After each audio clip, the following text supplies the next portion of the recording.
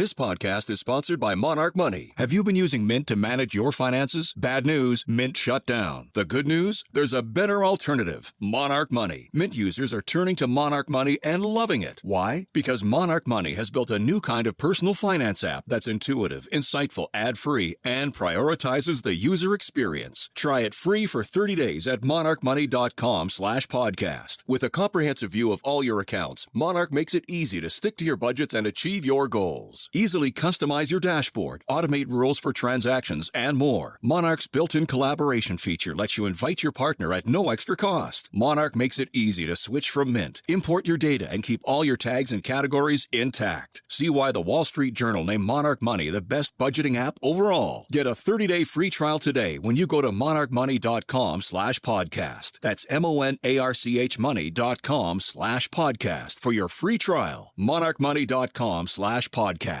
MSW Media.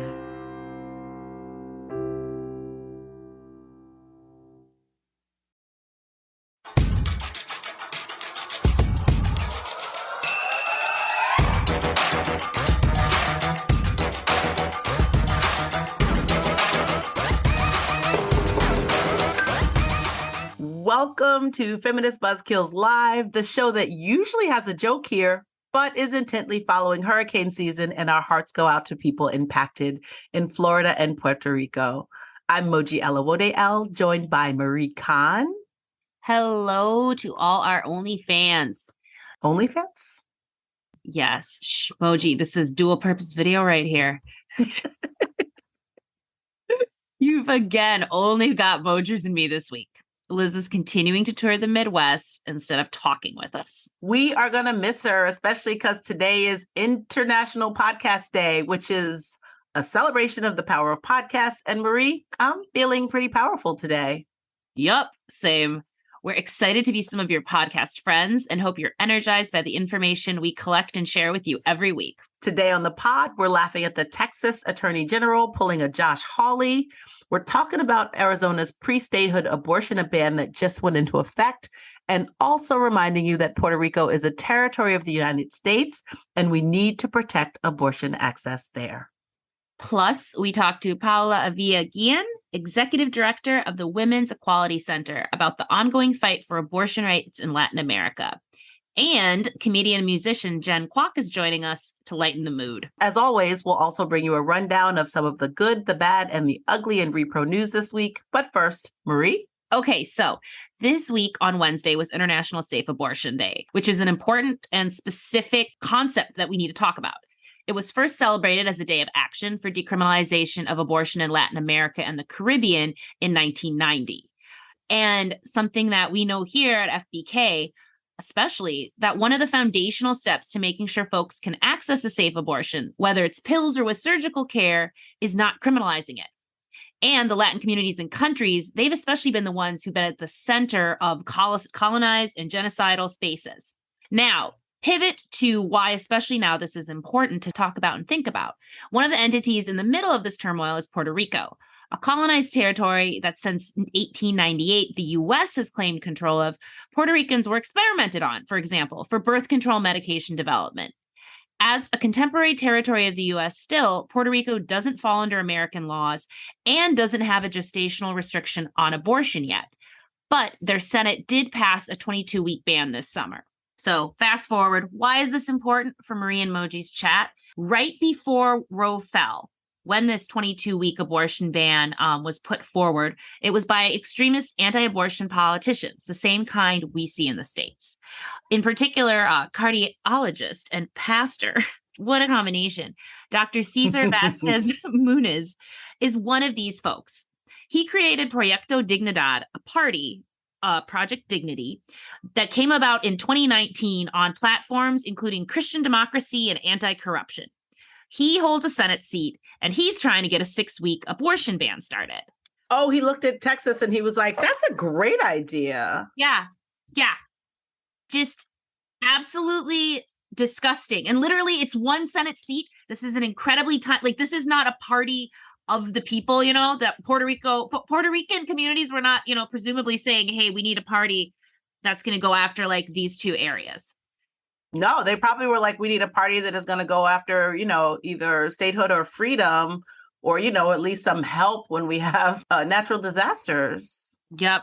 So one of the things that worries me is seeing the type of politicians we have here in the US. Now, that type of mindset emerging in other spaces and that type of party and thought process. For instance, one of the folks who's on Project Dignity, one of the representatives, the day after Roe was overturned, she filed a bill, like a symbolic bill, but it was set up to penalize folks in Puerto Rico who had abortions with a 99-year jail term. I mean, okay, who does that serve ever? No one, but it's like a scary smoke signal. Like, oh, hey, we're doing this, we're planning this. And these are community spaces of folks where like abortion hasn't been an abortion addressed in this way. We haven't seen. And I know we're going to hear from other folks too on the pod today that are going to talk about other spaces in Latin America. But just something to flag right here that this is scary. It's really terrifying and also unnecessary, and just a space we need to watch. And also we need to support Puerto Ricans in maintaining their abortion access. Yes.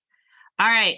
Well, it's time to get back to our other 50-state news. Moji, anything good for us? Nope, only bad stuff. It's just all I got.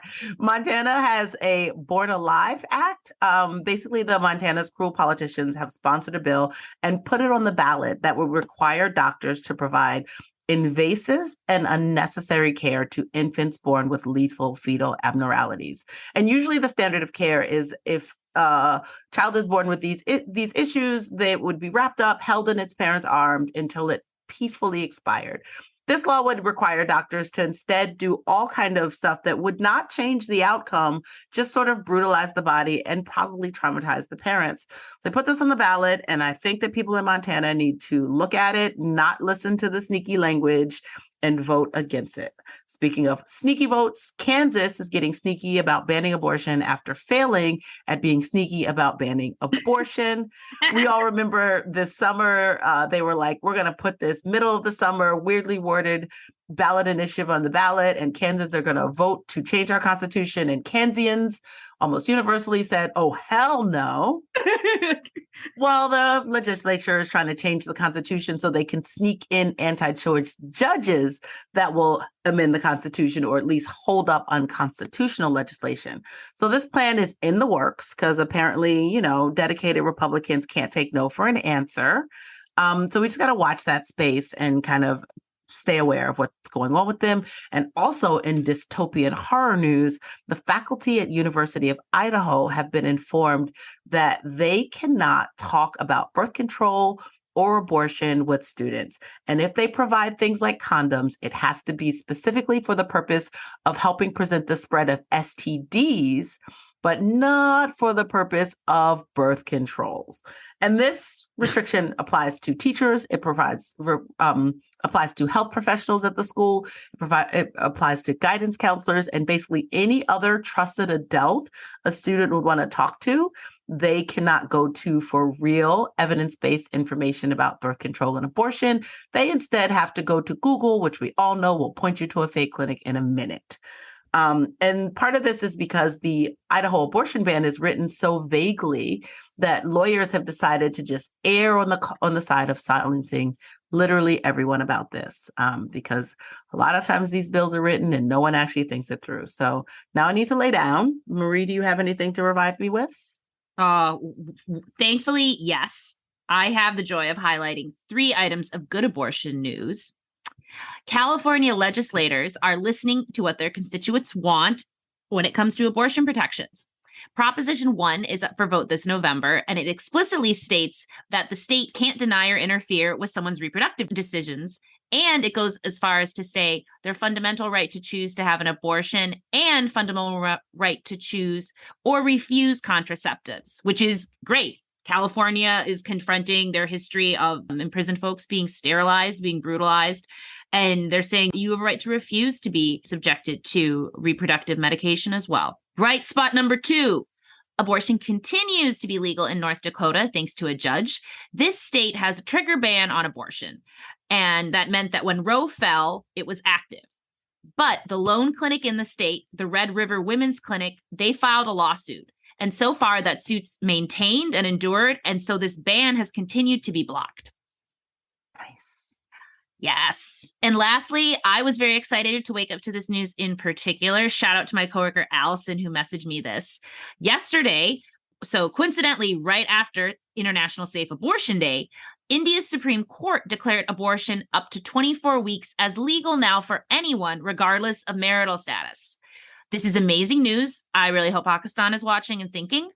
This law replaces a law in India from 1971 that only allowed certain communities to get abortion care, like those that were married, widowed, who'd been sexually assaulted. This is a much more humane approach to healthcare.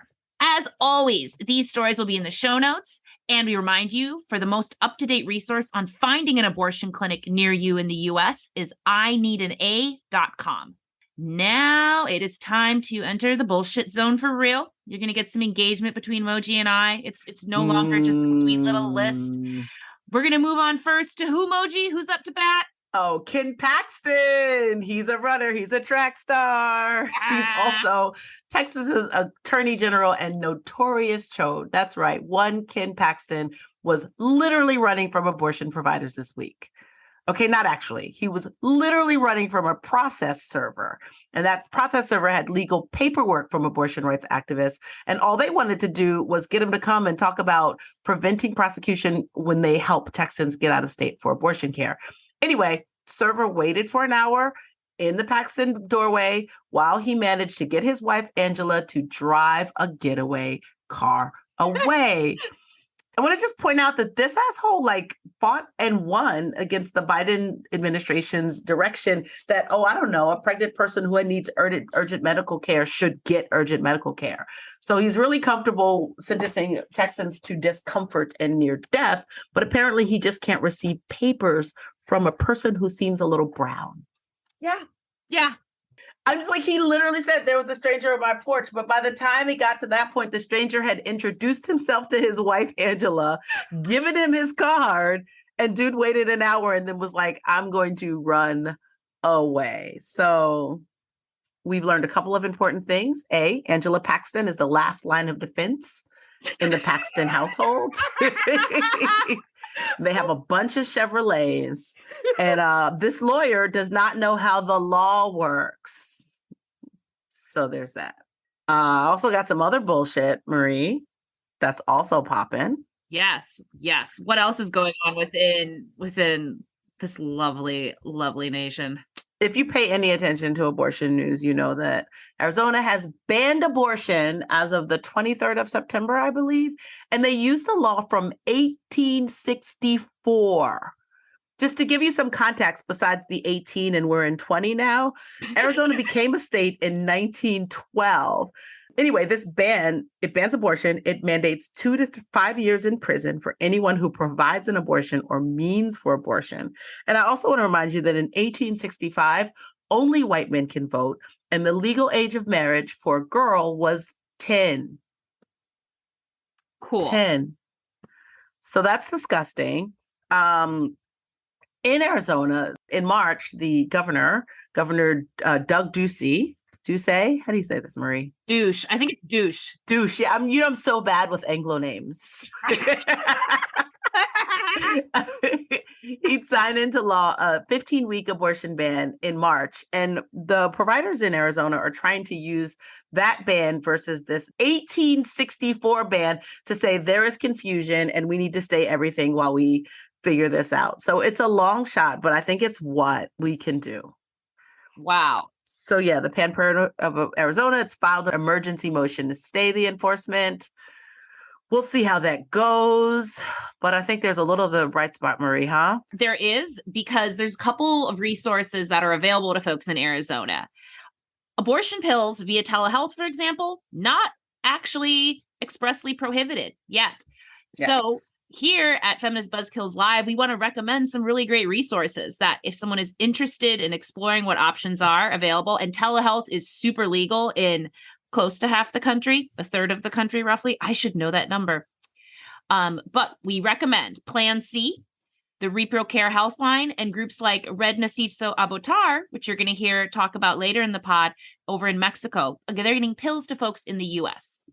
That doesn't in any way, and we're in no way trying to say that these bans are not expressly harmful, but I think we all need to look out for each other and look for any ways we can to get people the health care that they need. Also a reminder, the Americas is more than the United States of America, and today's guest is here to talk about safeguarding and furthering abortion access in Latin America.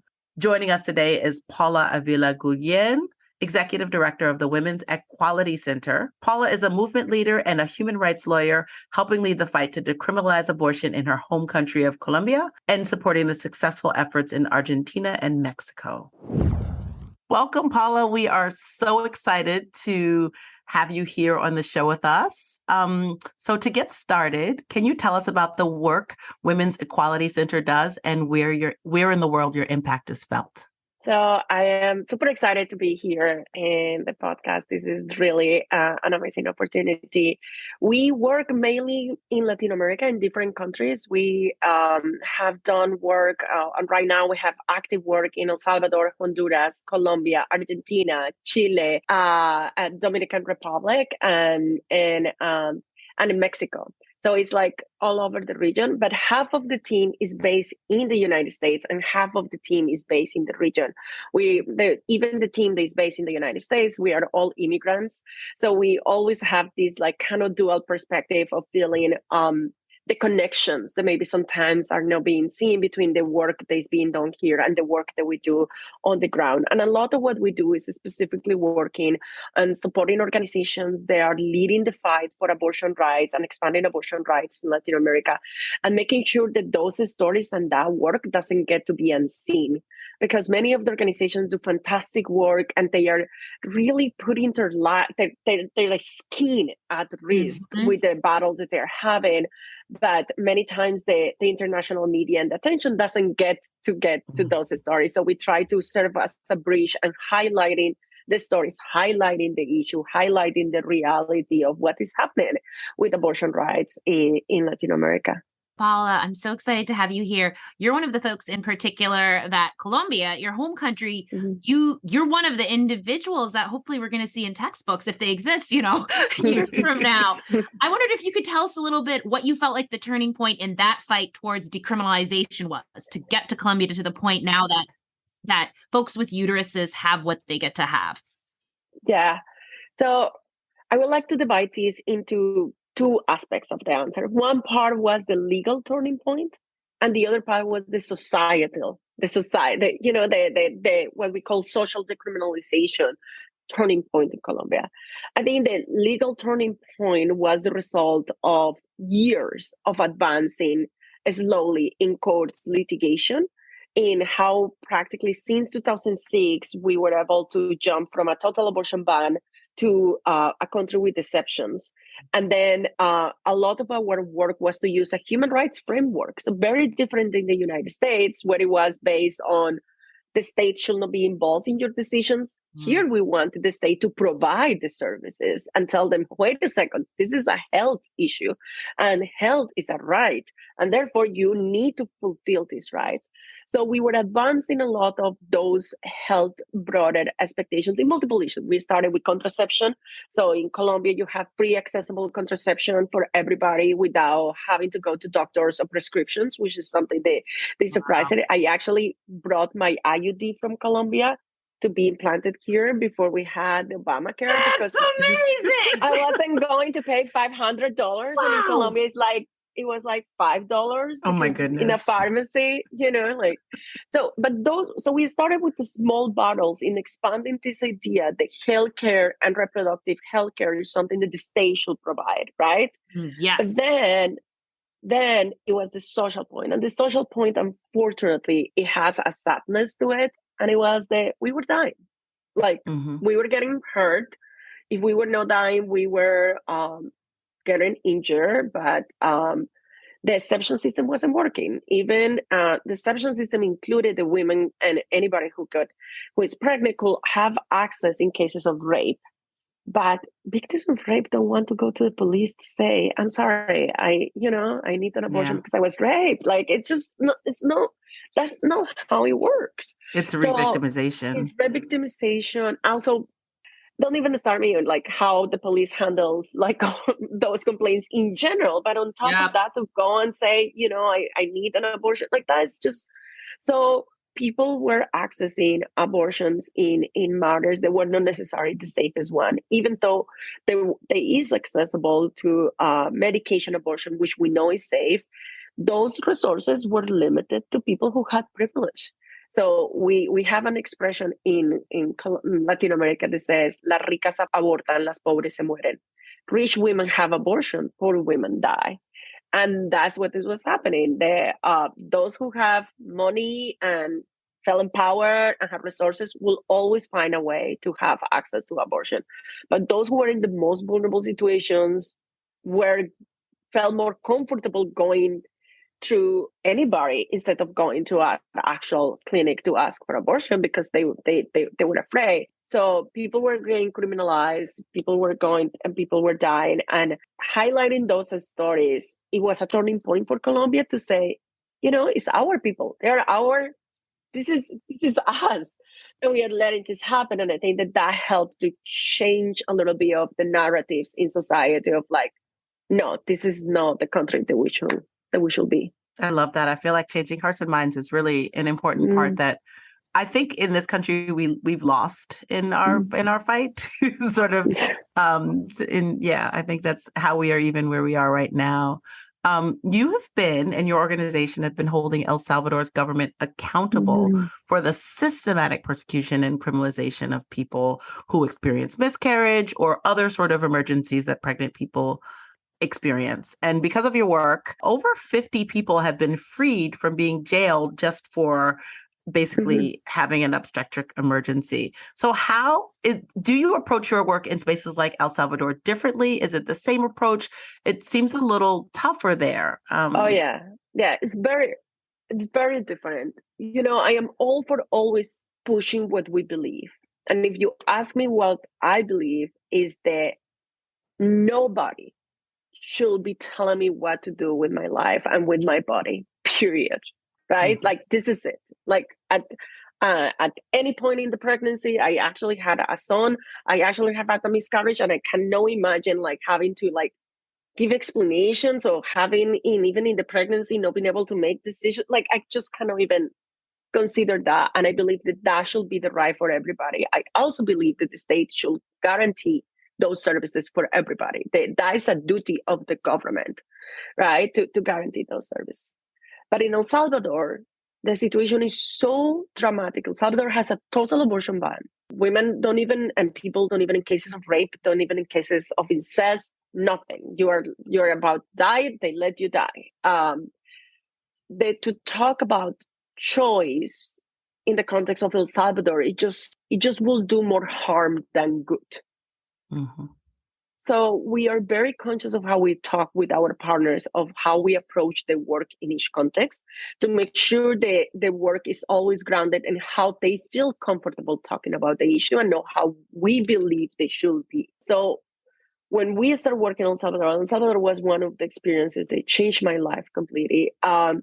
We started talking about trying to grant 3 exceptions in El Salvador, jumping from a total abortion ban to this idea that maybe there are cases in which people should have access to healthcare, right? And should have access to abortion, which is a very conservative speech and narrative in general, but that was the reality of the case in El Salvador.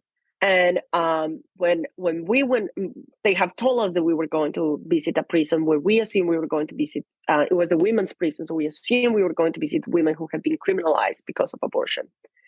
When I entered the prison in conditions that are awful and undescribable of what prison settings are in general, but especially in El Salvador, the women came out and they started sharing their stories.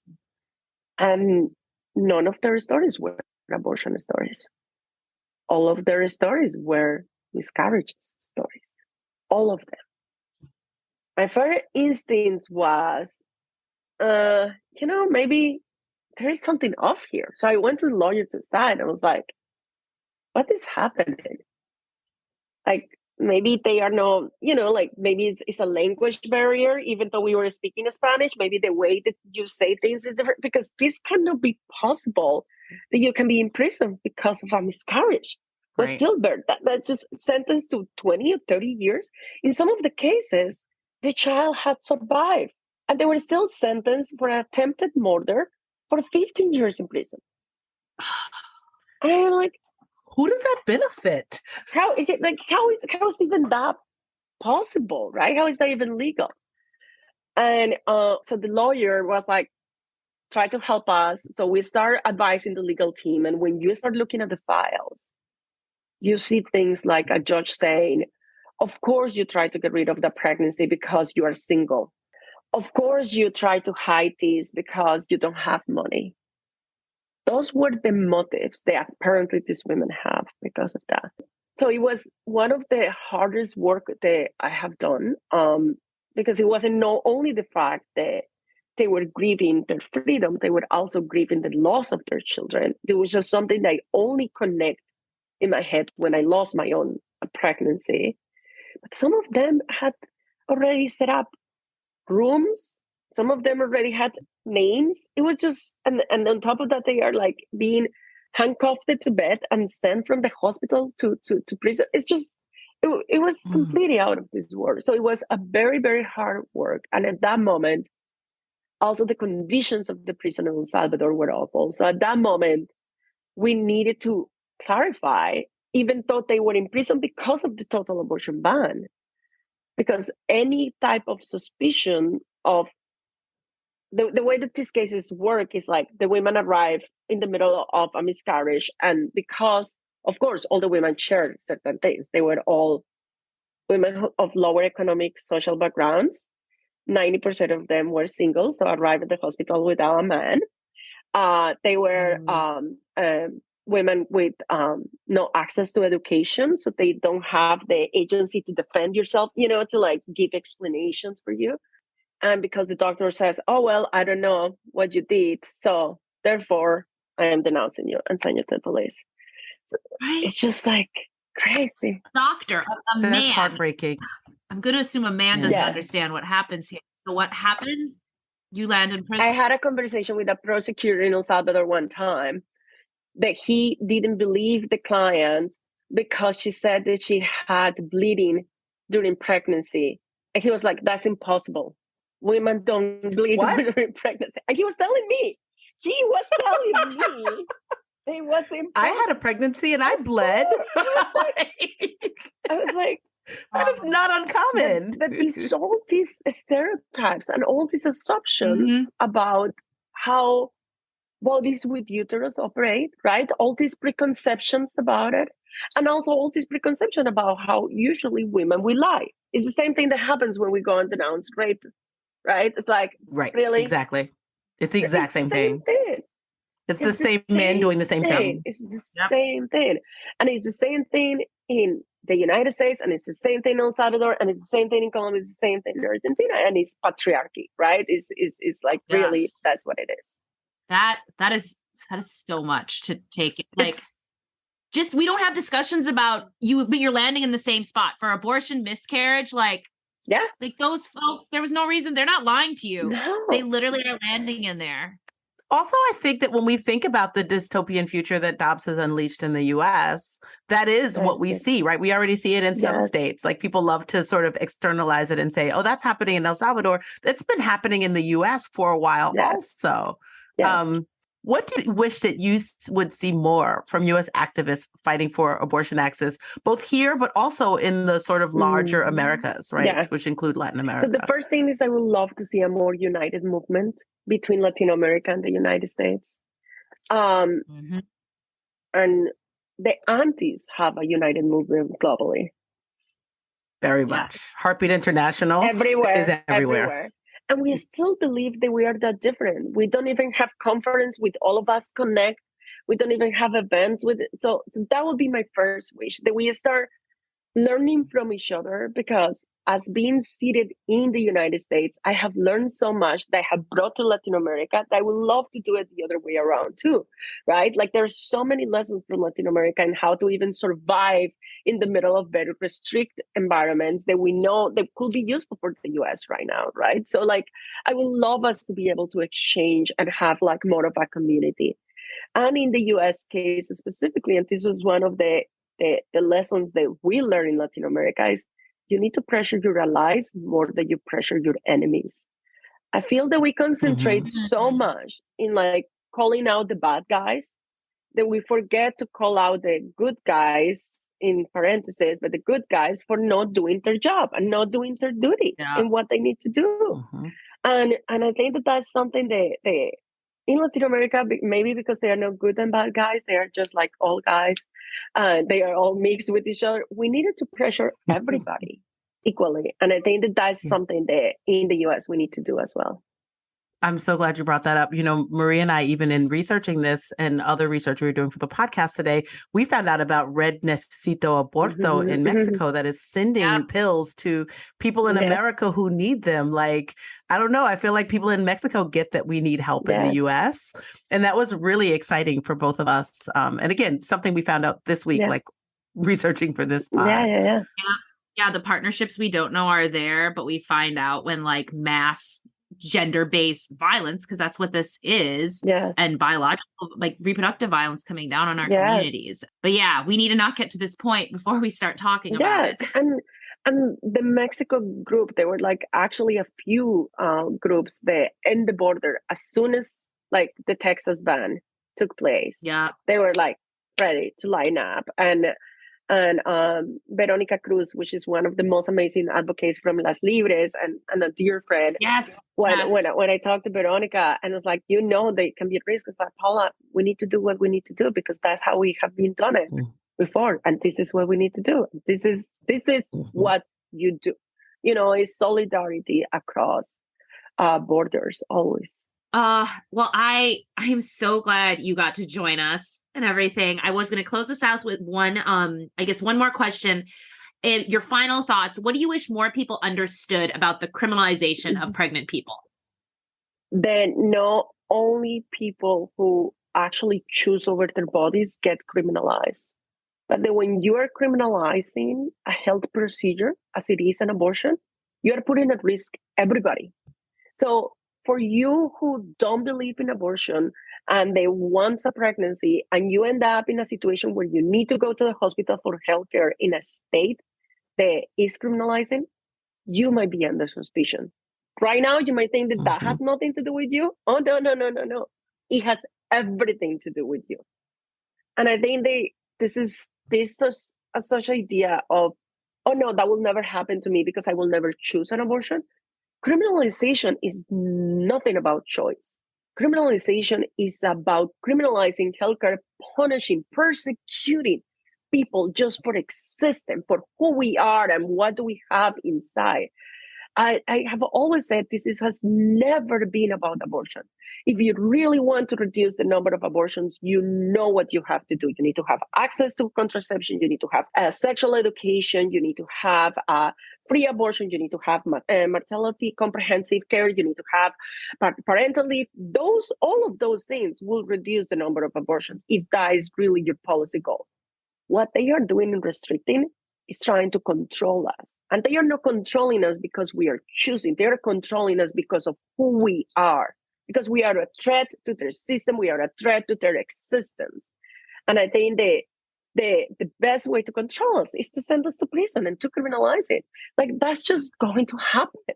I mean, and we have seen how criminalization has been a tactic from also white supremacists for a very long time to put down and Black people. Like it is we know it. So it's not going to be different when it comes to criminalizing people with uterus. We are a threat of who they are. So they are going to send us to prison. And I think regardless of if it's a choose abortion or versus a miscarriage or other type of situation. And the other part is that when you open the door of a criminalization of a health services, that's just the start. They are going to start with this, but we already seen that they are trying to criminalize and they are trying to ban health procedures and health support for trans people. Like this is just you are allowing one thing. This is just going to come next, and in Honduras we are still fighting because there is a total ban on emergency contraception. So like this is just the beginning. Which, to your point, if your point is to reduce abortions, emergency contraception is a tool right there in your arsenal. I know, but it's not. It's about power. It's always about power. Oh, thank you, Paula, so much for joining us. I wish we could talk for an hour. It's been really wonderful getting to be in community with you. Everyone, you can all follow her on Twitter and Instagram at PAUAVILG, and check out the work of Women's Equality Center at la-wec.org. Thank you so much. This has been amazing, and so much solidarity. And I'm a Latina, so hugs for all of you. Oh, Paula, thank you. This was so good. And now it's time for our commercial break. We couldn't do this show without the support of our fake sponsors, and this episode is brought to you by a new rideshare app called Grift. Let's say you're a conservative politician who spent the last few decades publicly railing against abortion. Then, your mistress gets pregnant. Sound familiar? Then you need Grift, the rideshare app specifically created to get your privileged side piece to their abortion appointment quickly and discreetly, so you can keep on spouting rhetoric that keeps regular folks from accessing the very same thing. Grift is unique. Our team of drivers are made up of abortion providers your policies put out of business, so you are also creating jobs. You just download the app with your Truth Social handle, and within minutes, drivers will arrange pickup from the abortion discreetly and with an NDA. In fact, if you order now using the promo code HYPOCRITE, you can get 20% off your first Grift Deluxe ride. It's so great to know that there is finally a service that takes care of the abortions destined by God. Grift, because the only abortion exception should be to save the life of the politician. That sounds like an excellent service, Marie. Right? There's a space for this. I feel like it's a market that has not been fully tapped in the right way. I think that someone dedicated to this particular level of hypocrisy is right. We've been underserved. I mean, they don't need an abortion fund, the rich and famous, but this is what it would look like. Yeah. Exactly. Anyway, let's go on to our comedy guest. Joining us today is comedian, musician, actor, and part of upcoming Do Re Mi 2, Jen Kwok, everyone. Woo! Hey, Jen. Thanks for joining us. Thank you for having me. So Marie and I are perpetual rage machines, but let's start light. What's giving you joy these days? Oh my God, what's giving me joy? Fall. And I feel like that's so basic, but this summer was crazy. We had droughts that I live upstate, and like the grass was dead, the trees were looking saggy, and I was like, this is sad. And I was like, if you're gonna fall, just fall. Let's go. Like, so the last few days, it's crispy. The leaves are falling. I'm like, yes, just do what you gotta do. This is what you've been trying to do for weeks. Just own it. Own it. Nice. Well, Marie and I are also aggressive TikTok lurkers. Like half of our conversation is sending each other TikToks. Yes. How I get my news. TikTok. Yeah, it's literally how we share news. But you actually post funny shit. We don't post anything. So as another adult on TikTok, yes, can you tell us about your TikTok journey? So I am an elder millennial, and I put it off for so long. Like, I feel like during the pandemic, that was the whole thing. Like, everybody was like, you just have to get on TikTok, grab your relatives, and just dance to The Weeknd. And like, it's a huge party. And I just resisted it for so long because I was like, I can't do another social media platform. I was like, I skipped over Snapchat.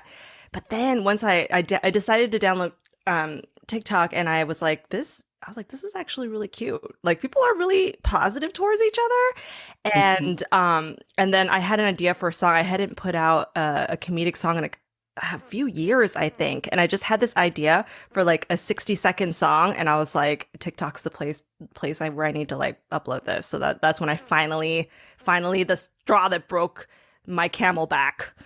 My camel. I will say the camel toe, but it's the camel back for me. I like camel toe better personally. I don't want that to break though. I want to keep it intact. Straight your camel to God. I know, now I'm going down a direction. Speaking of your comedic songs, I really, if folks who haven't had the opportunity to listen to you, I really hope they will, because while your songs are hilarious, like the amount of knowledge and just the subtext and the calls out on racial justice, on gender equity is really, really cool in the material that you have. And I wondered, why do you choose to address the topics you address in your comedic songs, which includes reproductive care? What's your rationale for your content choices? I mean, I have been doing this for a while, like since I would say like the early 2000s. And there wasn't anybody like me who was really doing this. You know, I mean, we have Margaret Cho, who's going to be on the Do Re Me Too, which she is my icon. Like there would be no me. There wouldn't be a lot of people without her. Yes. So Yep. like just the fact of seeing someone like just saying their truth. And there was a lot of things that I was like, people are not saying what I'm thinking. But I know that there are people who think this as well. And so for me, it's really just, like Taylor Swift is like, I need to write about these exes. You know, it's like whatever's at the top of your mind. For me, what's at the top of my mind is people judging me on how I look. What's on the top of mind is like the things that are wrong in our society, you know, the people that are hurting. And so kind of like, I think my skill that I've honed over time is to take that really hard, difficult stuff and turn it into something that is like funny and palatable. So, you know, to not be like, oh, I feel so depressed about this, but it's like, this really fucking sucks. And like, how can we like poke fun at it? So that's kind of my thing. It's like the laughter as medicine, music as medicine combined. It's an amazing tactic. Well, what are you working on now? So I'm actually working on not comedic music. So the thing is, like, as a musician, I've always been kind of all over the place, and so that was kind of like hard for a long time to be like, oh, like I want to write like this kind of folksy song. I want to write this kind of, you know, hilarious song that is just literally punchline after punchline after punchline, and like, you know, the internet, media in general, they want to pigeonhole you and be like, you just do this sort of like down tempo song about trees, or like, you know, like whatever, like very iterative thing. And so I've kind of embraced it all. And so the last year I spent working on a lot of client work at children's music. So last year around this time, I wrote the song for Jiang from Sesame Street. And like her intro song on the song that they had at the Macy's Thanksgiving Day Parade. So, and then I did a couple more things for Sesame, and then I did a lot of kind of like you know, EDM, like very like mainstream podcast themes. And so for me, when I go one direction as an artist, then for my own stuff, I need to go the other direction. So I was like, I don't want to do anything too kid. I don't want to do anything too funny. Like I'm like, I want to do something totally opposite. So I have actually a couple like chill hop songs coming out. I love chill hop. I'm sorry, what is chill hop? I may not know this genre. Chill hop. Okay, so you've definitely heard it before, but it's basically like really cool, like kind of jazzy piano with like a hip hop beat. And a lot of people use it as kind of like background music, or you know, if you go on Apple and you're like, I need to study, and it's like study beats, and then it's got like a picture of like rain and like a neon something. It's like a kind of it. I was reading this article about it's kind of like our generation's new age.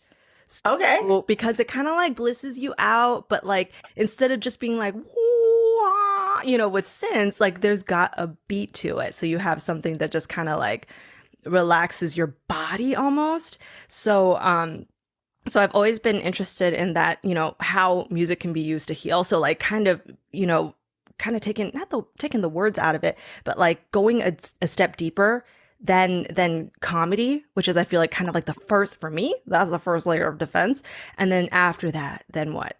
So like, you know, I've been meditating for, I mean, I would say like almost like 10 years now. And so the two songs that I've been working on, they're just like to chill you out. Like one is like, go to sleep. And then the other one is like, what do you do with your thoughts? Like, here comes a thought. Just, chill, listen to yourself, center. And these are songs without lyrics or with lyrics? Like, are they instructive? So they do have lyrics. I have to say the one for sleep is a little bit instructive. Like I just kind of like, so like I really love to experiment after I'm like, okay, listen, this is how you do a 3-minute pop song for a kid. Like I worked with my producer, we created this loop and I just improvised to it. And I was just like singing like restore, sleep, close your eyes, lay down, and then we use my voice as a sample and kind of just like put it around and turn it this like hypnotic thing. Oh. Yes. And then Here Comes the Thought is a cover of, do you guys watch Steven Universe? Of course. Oh my God. Is that not the best cartoon? So I cannot believe that I only just discovered it. So when I was working on the Sesame project, one of my collaborators, the lyricist, is an indigenous writer who she was like, this is kind of where my brain is going. And she sent me the Steven Universe song. And I was like, I love songs it are so good. so much. Yeah. It's so good. I love this so much. And it speaks to me so much that I was like, I want to do a cover of this and just do this like luscious version of it.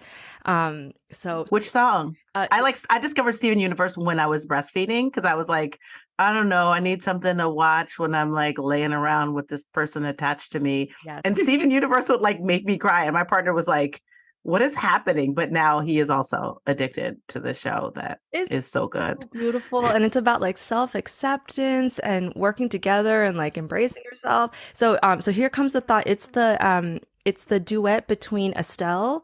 I don't know the characters' names, but it's like the singer Estelle, the character she plays, and Garnet. and Allie from Allie and AJ. So they sing it as two women singing as a duet together. And so that character, I'm sorry that this is not a Steven Universe podcast, but that character literally exists because she is the product of love between these two characters. Like Estelle plays this character that is like two other characters that join together and fuse to this one like mega character that is literally a physical manifestation of like love. Anyway, I'm getting teary. I love, everybody should be watching Steven Universe. They're like 7 seasons in a movie and a sing along, and it's just incredible. So that song, I love that song. It's a beautiful song. It's a love song.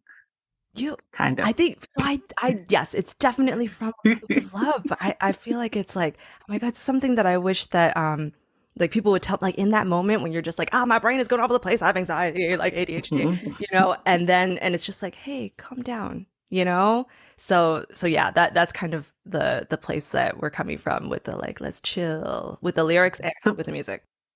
Where do we find these songs? Because I feel like I need some chill house. They're gonna drop like around the time that we do Do Re Mi too. So awesome. So in a week or two. I literally just like hit the submit button, and because the thing is like now being an artist, like even like I love my happy place is being in the studio and like thinking about what to make and how to make it and going with all the notes and being like this should be this and that should be that. But I am not so great at like marketing, doing graphic design. And so my sister literally showed me like AI generated art. And so I was like, I like learned it and I did, I did the whole thing. And so I was like, all right, here we go. Upload. Literally uploaded them yesterday. So they're coming. I cannot wait. I'm so excited. We are also excited because you are in Do Re Mi 2, which is coming out around the same time, which is the 6th of October. So we are not allowed to spoil the songs because one of the funs of Do Re Mi 2 is like watching it and then just being surprised by like the artistry and the beauty. But we do like to ask, when you chose your song, were you like surprised to see it on the list, or were you like, oh, this is a trash song that I've totally been side-eyeing for like decades or years or months?